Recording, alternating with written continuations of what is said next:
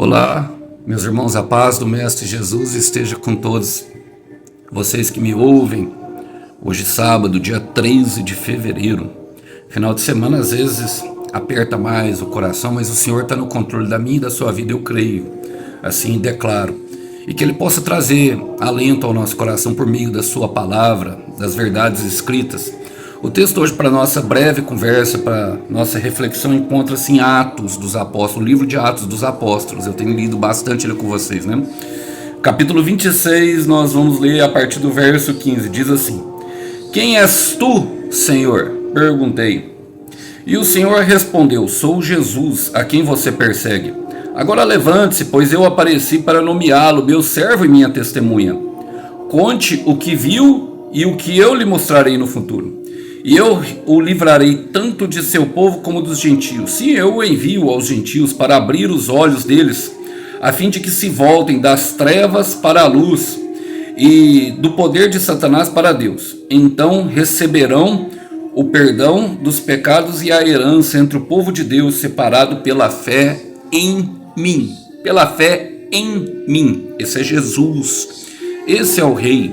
Esse é o Todo-Poderoso Deus, irmãos, capaz de alcançar o coração mais endurecido pelas pancadas da vida, capaz de abater o soberbo, capaz de trazer de volta aquele que é totalmente improvável e colocar diante do seu caminho, dando uma missão de honra e de glória. Esse é Jesus, ele é o Rei, ele é santo, ele é poderoso, ele é glorioso. Ele está sentado à direita de Deus Pai, o Todo-Poderoso, e no seu trono está firmada a justiça, a verdade, e por meio dele nós encontramos a alegria. E aqui, logicamente, eu estou relatando o episódio em que Paulo está dando testemunho diante o governador Festo e o rei Agripa. Paulo está na sua missão, preso, e ele é o momento em que ele conta o exato momento em que ele encontrou com Jesus, em que ele teve um encontro que mudou toda a sua vida. E isso é o que acontece com todos nós, meus irmãos. Quando nós encontramos Jesus, não dá para ser a mesma pessoa. Nós temos a noção, algo que parece que até estava ali já antes, sabe?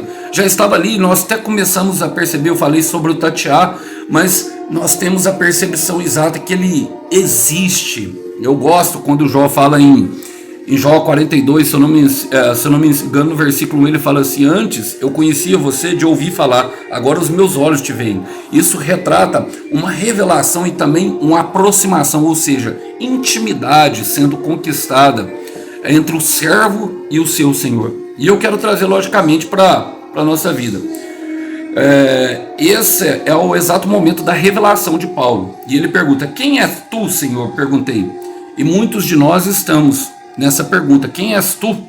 Bom, o Senhor, para aquele que está indeciso, ele ainda é o caminho. Para aquele que está em dúvida, ele é a verdade. Para aquele que não consegue enxergar por onde deve andar, ele é a luz que nos guia. Para aquele que está com fome de algo, ele é o pão que nos dá vida. Para aquele que tem sede no deserto, ele é a água viva que flui de dentro de nós. Para aqueles que andam em morte, ele é a própria vida. Ele é o caminho, a verdade e a vida. Ele é a ressurreição, até mesmo para os que estão em morte. Esse é Jesus. E é impressionante porque ele fala: o Senhor respondeu. O Senhor é bondoso e compassivo, até mesmo. Quem é Paulo, irmãos? Atos capítulo 9 mostra que Paulo tinha ânsia de matar aqueles que seguiam a seita, conforme Lucas retrata, do caminho.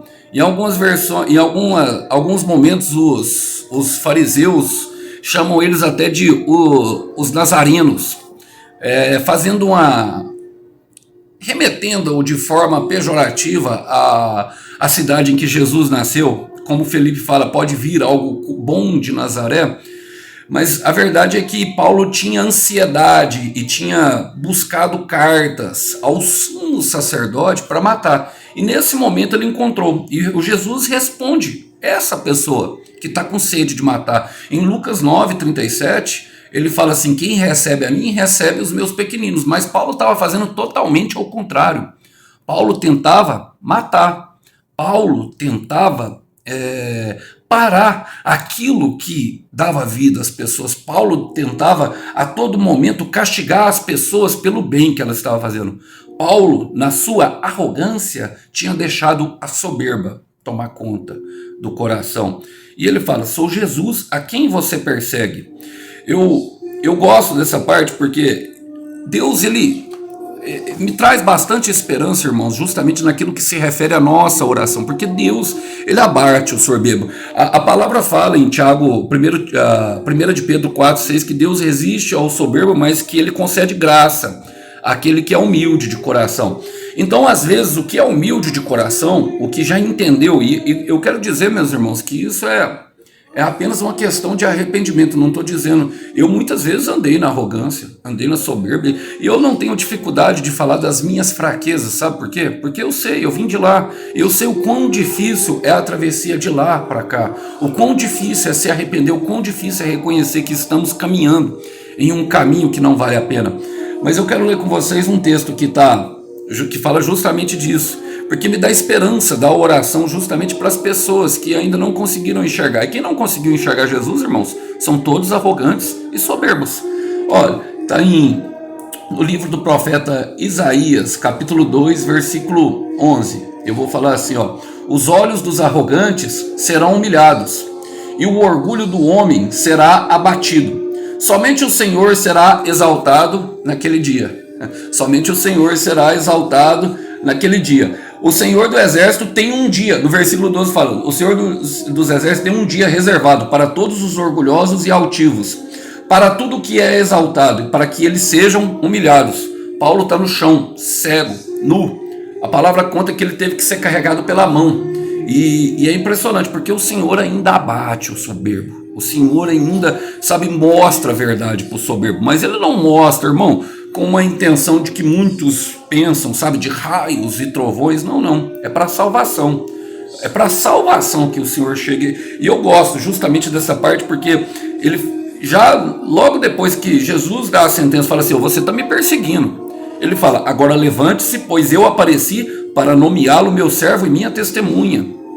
A justiça de Deus se conduz em honra. Por quê? Porque Paulo era um homem que queria fazer a vontade de Deus. Como fala em João capítulo 16, versículo 2, que eles pensam, Jesus se referindo aos fariseus, e tem muitos fariseus nessa época de hoje, que acreditavam fazer um favor, acreditavam trabalhar para o Senhor.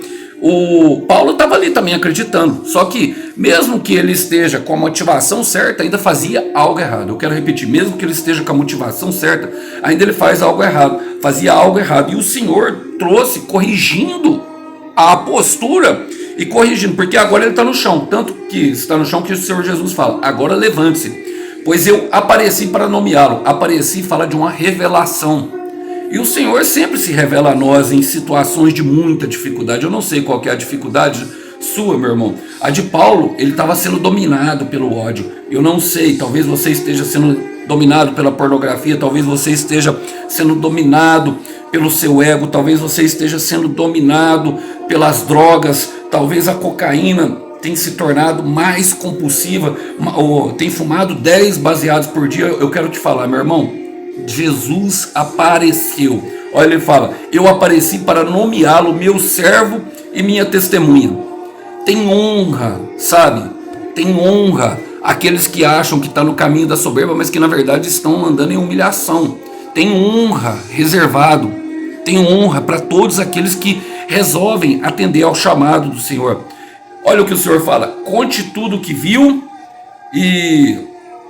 e o que eu lhe mostrarei no futuro. Eu gosto dessa parte, irmãos, porque muitas vezes isso causa medo em muitos que não conhecem ao Senhor. A questão do testemunho, conte tudo. Ele fala: conte tudo o que viu e o que eu lhe mostrarei no futuro. Primeiro, conte tudo o que viu. Irmão, é para contar o que viu e o que ele vai mostrar no futuro. Ou seja, o Senhor não dá o caminho completo. O Senhor dá a promessa, mas ele não mostra o que a pessoa vai passar no caminho, por um simples motivo. Se você vê o espinho na carne, se nós vermos o deserto que teremos que atravessar, se nós vermos as perseguições e a injustiça, aquilo mesmo que nós fazíamos antes e nós tudo teremos que fazer, ó, a gente desanima, a gente não vai querer. Então por isso ele mostrará no futuro. Por isso ele enviará, mas enquanto isso conte o que viu. E às vezes nós nos preocupamos, mas como eu farei isso? Eu gosto de um texto que está em Êxodo, capítulo 4, no versículo 11. Moisés relatando ali a sua incapacidade: sou gago, eu não consigo falar. Qual palavra que eu vou falar para esse povo? Esse povo é obstinado. Aí no versículo 11 o Senhor diz: disse-lhe o Senhor: quem deu a boca ao homem? Quem o fez surdo ou mudo? Quem lhe concede vista ou torna cego? Não sou eu, Senhor? Agora, pois vá, eu estarei com você, ensinando-lhe o que lhe dizer. Irmãos, isso mesmo se refere também, eu vou ler outro texto que confirma isso. O próprio Senhor Jesus fala: nós não devemos nos preocupar em si, nós devemos nos preocupar justamente em buscar o reino de Deus primeiro, sabe, nos encher do Espírito Santo. É o Espírito Santo que traz toda a capacidade necessária para executarmos aquilo que ele colocou no nosso coração. Logicamente, Moisés e Paulo seriam pregadores da palavra, mas a capacidade do Espírito Santo e os dons que eles dão são ilimitados e infinitos, e é de acordo com a obra que você foi chamada para realizá-la. E muitas pessoas vão olhar para você no futuro, muitas pessoas vão dizer: o que você fez para chegar até aqui? O que aconteceu com você? E você deve se lembrar sempre da onde o Senhor te tirou, nunca se esquecer. E é o que Paulo está fazendo. Paulo está relatando da onde o Senhor lhe tirou. Nunca devemos esquecer do lamaçal que o Senhor nos tirou. E é por isso que eu não tenho dificuldade de falar, meu irmão. Eu vim de lá. Eu sei, eu não quero voltar para lá. Eu não quero. Eu estou indo, para-brisa é maior do que retrovisor, agora eu estou indo para lá. Eu mudei, eu converti o meu caminho. Antes eu estava indo para a morte, agora eu estou indo para a vida. E quando eles me perguntam, eu falo tranquilamente da onde o Senhor me tirou: de todo o lamaçal de pornografia, de todo o lamaçal de drogas, overdose, irmãos. Eu lembro quando eu senti o cheiro da morte perto de mim. Sabe, eu lembro quando eu estava naquela madrugada fria, no quarto escuro, trancado, sozinho, chorando, desejando a morte, e a cocaína tentando se apoderar do meu sangue, tentando se apoderar da minha vida, e o espírito de morte assombrava, dizendo e sussurrando no meu ouvido: você é meu. Mas Jesus estava lá, me abateu, sabe, me encontrou e me deu, sabe, honra, e me deu esperança, me deu promessas e me deu um futuro maravilhoso, a qual eu me apeguei firmemente. E é impressionante, porque nesse meio tempo eles perguntam para nós e dão um tapinha nas costas. Então você fala assim: ó, eu comecei lá embaixo e eu clamei e ele me ouviu. Essa é a resposta certa. Ele me ouviu e me conduziu aos passos quando eu não enxergava nada. Segurou na minha mão e me levou para fora da escuridão, a um lugar de leveza, a um lugar onde eu não tenho mais medo de cair. Essa deve ser as nossas palavras. Olha, ele fala no versículo 17: eu o livrarei, tanto do povo como dos gentios. Sim, eu o envio aos gentios. Por quê? Porque haveria perseguição. Mas é necessário que nós entendamos que o Senhor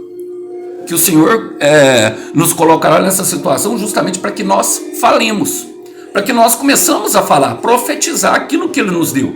Olha, em Mateus capítulo 10, versículo 19, o Senhor Jesus fala a mesma coisa para os seus discípulos, que iam representar o nome dele, quando forem presos. Ele não está dando nem a opção. E a prisão aqui, meus irmãos, pode ser uma prisão física, como uma prisão, uma prisão, por exemplo, um cativeiro emocional de alguém que ele colocou ali. Ele fala: não se preocupem com o modo como responderão, nem o que dirão. Naquele momento as palavras certas lhes serão concedidas, pois não serão que vocês falarão, mas o Espírito de seu Pai falará por meio de vocês. Algemas não é realmente sinal de prisão. Homens presos andando soltos pelas ruas, homens livres em celas, homens presos andando soltos pelas ruas, homens livres em celas. Algemas não é sinal de prisão. Quem é que está preso aqui? É o governador Festo e o rei Agripa, em sua arrogância, em sua aparência, presos sem saber que estão já sendo condenados pelo próprio Deus. E Paulo totalmente livre, totalmente à vontade em falar as suas fraquezas. Nós não devemos ter medo de falar nossas fraquezas, não, irmão. Logicamente nós não devemos contar para quem coloca o dedo na ferida, mas devemos falar sim, sabe, principalmente da onde o Senhor o tirou. Para quê? Tem uma finalidade, ó, para abrir os olhos dele a fim do poder de Satanás para o de Deus, porque a verdade é que Satanás quer que nós fiquemos na autocomiseração, ou seja, na autossabotagem. Eu fiz culpado, e Romanos 8:1 diz que não há mais culpa para quem está em Cristo Jesus. E esse é o verdadeiro arrependimento, é entender isso. Logicamente nós vamos abandonando paulatinamente cada resquício de maldade que tem dentro do coração de cada um, que nos faz tropeçar. É importante saber disso. Mas o Senhor, ele é fiel, porque no final ele fala: então receberão o perdão dos pecados. Olha, receberão, irmãos. Quando? Quando eu admitir que sou fraco e que preciso de Jesus, então nós receberemos. E a herança entre o povo de Deus separado pela fé em mim. Olha o tanto que Deus é bom. Perdoa pecado e ainda dá promessa. Eu quero repetir: perdoa pecado e ainda dá promessa. Perdoa pecado e ainda dá uma promessa. É uma promessa gloriosa, segundo as suas riquezas em glórias, irmãos. É aquilo que já pulsa dentro do teu coração. É aquela esperança que você se apegou firme, que você se submeteu ao processo. Quando for preso, então você sabe que já está num lugar onde o Senhor te travou, onde o Senhor travou as portas. A porta que ele abre, ninguém fecha, mas a porta que ele fecha também ninguém abre, irmão. Então é nesse momento que nós devemos nos conectar totalmente ao céu e perguntar: Senhor, o que o Senhor quer que eu faça? Ele vai dar toda a instrução, e algumas coisas ele vai mostrar no futuro, ele não vai contar todo o caminho. Sabe por quê? Porque a minha bússola é a fé. O Deus que revela o destino não mostra o caminho. Eu quero dizer novamente: o Deus que revela o destino não mostra o caminho, mas ele nos ensina a viver pela fé. A nossa bússola é a fé. E eu quero terminar justamente com isso, com a herança que é voltada aos santos, àqueles que entenderam que ele é poderoso para conquistar qualquer coração, até mesmo o mais soberbo. Hebreus capítulo 10, versículo 35, irmão. Se você não guardou nada do que eu falei até agora, guarde essas palavras em teu coração com um firme propósito, que elas possam te alavancar. Talvez o seu lugar seja de morte, talvez eu esteja pregando para pessoas que estejam com o processo travado e não vê nada acontecer, é o Senhor. Talvez eu estou pregando para pessoas que têm esperado em Deus. Então espere, adorando, enquanto esperam o tempo favorável do Senhor. Talvez eu esteja pregando por pessoas com lágrimas nos olhos, porque não entendem de nada que está acontecendo. Mesmo que não esteja entendendo nada, continue confiando em Deus. Olha o que fala Hebreus 10, 35, e apegue-se a essa palavra. Portanto, não abre mão da sua firme confiança.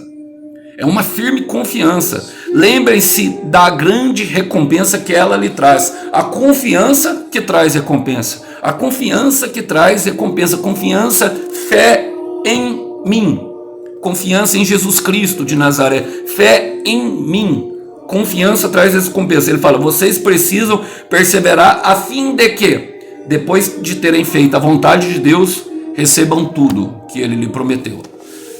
Essa é a grande questão. O Senhor, ele não produz e ele não constrói, reconstrói homens mimados e mulheres mimadas, como nós éramos anteriormente, arrogantes. Agora, com humildade, principalmente com um espírito firme e perseverante, que não sucumbem às adversidades da vida, pelo contrário, conseguem andar sobre elas em paz e com um coração totalmente dependente daquele que nos criou, sabendo que ele é bondoso e ele tem uma recompensa assim para nós, tanto nesse tempo agora como na era futura, na era que há de vir, a era eterna, sabe? A Jerusalém celestial. Então precisamos nos apegar, porque Deus é fiel, irmão. Eu quero terminar falando que o Cordeiro tem a recompensa por teu sacrifício. Que os irmãos fiquem com essa breve mensagem. A paz do Mestre. Tchau, tchau.